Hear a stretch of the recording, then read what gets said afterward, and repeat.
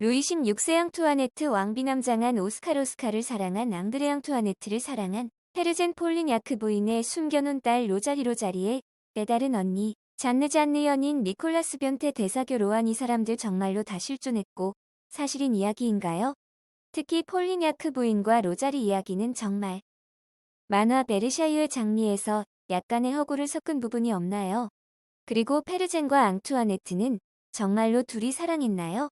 그리고 왕궁에서 일어난 일들은 다 기록이 되어 있나요? 후세 사람들이 아는 걸 보면 그리고 시민혁명 뒤에 나폴레옹이 황제로 등극한다고 나오는데 대체 왜 공화국을 세워놓고 왕을 단두대에서 죽인 시민들이 왜 다시 황제를 만들어 놓은 거죠? 이해할 수 없는 부분입니다. 그리고 루이 16세와 앙투아네트가 처형받고 나서 그 자식들은 어떻게 되었는지 질문이 길군요. 자세한 답변 부탁드립니다. 안녕하세요. 지식틀치기입니다. 먼저 답변 드리기 전 이미지 저작권상 화면과 음성이 고르지 않은 점 양해 바랍니다. 영상을 끝까지 시청해주시고 좋아요 한 번씩 눌러주세요. 영상을 만드는 사람에게 큰 힘이 됩니다. 답변 드리겠습니다.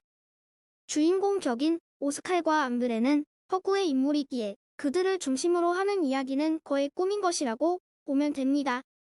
실제 인물을 살펴보면 루이 15, 16세, 마리아 테레지아 마리 앙투아네트 페르젠 레르시 대사, 디바리 부인, 자르제 장군 오스칼의 아버지로 게다 리오코가 설정하죠. 로아이유 백작 부인, 폴리냐크 부인, 로앙 대주교, 잔느와 그 남편, 니콜라스, 로자리, 드 제멘의 공작, 로베스피에르, 생 주스트, 에베르 재판서 앙투아네트에게 근친상간의 죄를 씌우려 했던 등입니다. 허구의 인물은 오스칼 앙드레, 제로델 아랑 등등이죠. 그렇기에 오스칼 등의 허구의 인물이 관련된 걸 뺀 나머지 이야기는 거의 모두 진실이에요.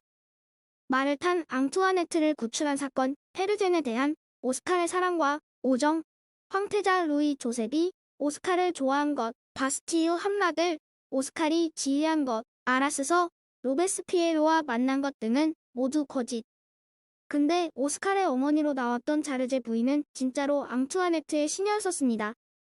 그 사실을 갖고 오스칼을 넣어서 익혀다가 에피로 꾸민 거죠.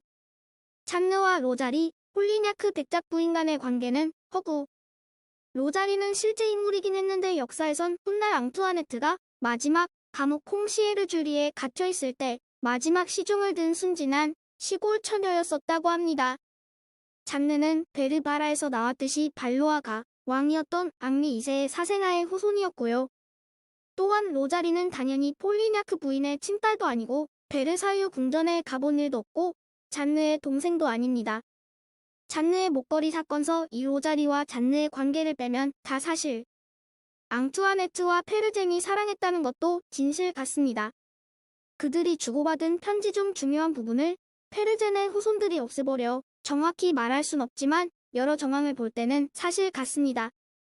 예를 들어 앙투아네트가 혁명이 일어난 후 그에게 모든 것이 나를 당신에게로 인도하고 있다 라는 글귀가 새겨진 반지를 보냈다던가 앙투아네트 처형 후 페르젠이 죽을 때까지 일기에서 그녀를 그리워했다던가 바렌느 도망 사건 때 6월 18일 왕가를 두고 자신은 따로 도피한 걸 역시 죽을 때까지 후회하고 자신이 죽는다면 그날 죽기를 바랬으며 실제로도 그 6월 18일 민중의 손에 의해 죽었다는 점을 미루어 봐서는 사랑했던 것 같습니다. 하여튼 대부분의 사건들과 에피는 실제 이야기입니다.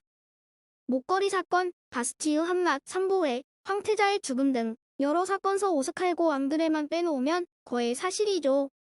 그리고 자잘한 에피도 사실이어서 예를 들면 루이 16세가 드레스색을 보고 벼룩색이라고 했다든지 앙투아네트가 초상화를 그리는데 화가가 물감을 떨어뜨려서 죄송해한다는 것, 루이 16세에게 임신 사실을 알릴 때 말한 것 등 이케다 리오코가 얼마나 꼼꼼히 조사를 했는지 알 수 있습니다.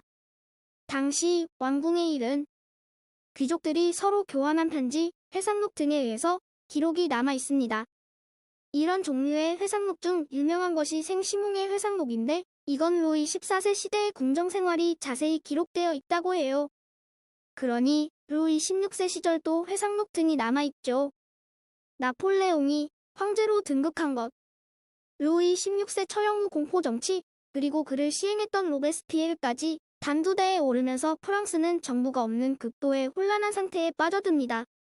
그런 상황에서 여러 전투를 승리로 이끌던 나폴레옹이 영웅으로 등장하게 된 거죠. 비록 왕을 끌어내렸지만 혼란, 무질서 상태가 계속 이어지자 그런 상황을 종료하고 프랑스를 안정시킬 사람을 프랑스는 원하고 있었기에, 또한 프랑스를 위험에 빠뜨리던 오스트리아, 프로이센 등을 나폴레옹이 물리쳐 주었기에 더욱 기대게 된 건지도 모릅니다. 그럼 앙투아네트와 루이 16세의 처형 후 아이들은 어떻게 되었냐면요.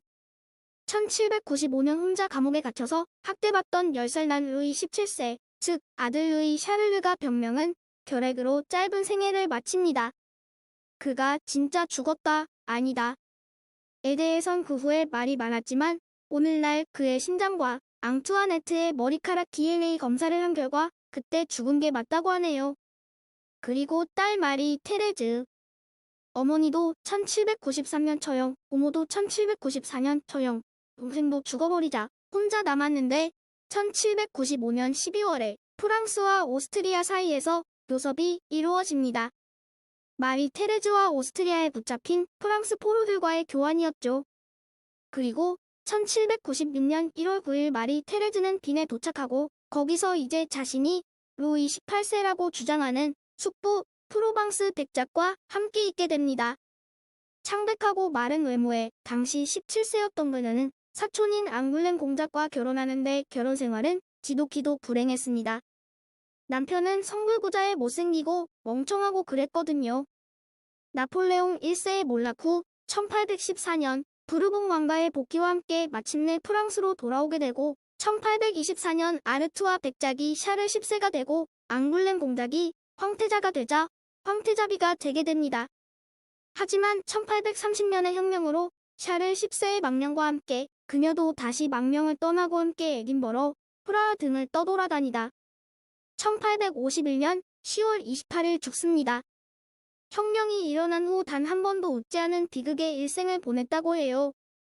지금까지 지식들찍이었습니다. 다음 영상은 더욱 호기심 많은 질문들로 데이트될 예정입니다. 구독하시면 일상생활에서 가끔 궁금한 질문들이 함께할 것입니다. 지식과 상식 얻어가세요. 감사합니다.